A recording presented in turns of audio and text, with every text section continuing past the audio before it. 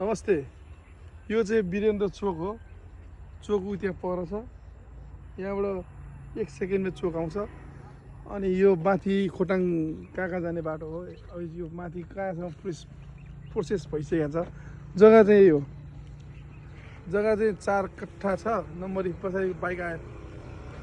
अनि 1 कट्ठा चाहिँ ओइलिनी छ। ओइलिनी जग्गा फ्रीमा।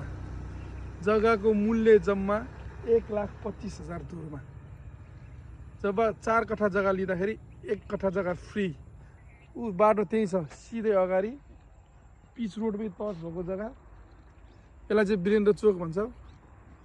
यो मदन भण्डारी हाइवे। अनि यहाँबाट चाहिँ खोटाङ जाने प्रोसेस कहाँ पुगिसक्यो। अब पुल मात्र बनाउनु बाँकी छ। जग्गा यही हो। धन्यवाद। मलाई चाहिँ अलि फोकस गरेर अनि मैले अनि भयो भन्ने मान्छे भन्न नदेखाउने मलाई देखाउने नि। नमस्ते। यो चाहिँ वीरेन्द्र चोक हो।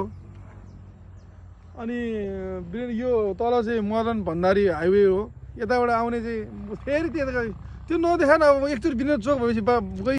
अनि यहाँनिर बस पार्क पनि बन्दैछ। उता बस पार्क चाहिँ यता ठ्याक्कै त्यो चोकभन्दा अलिकति तल। त्यहाँ देखा त बस पार्क त्यही बन्दैछ।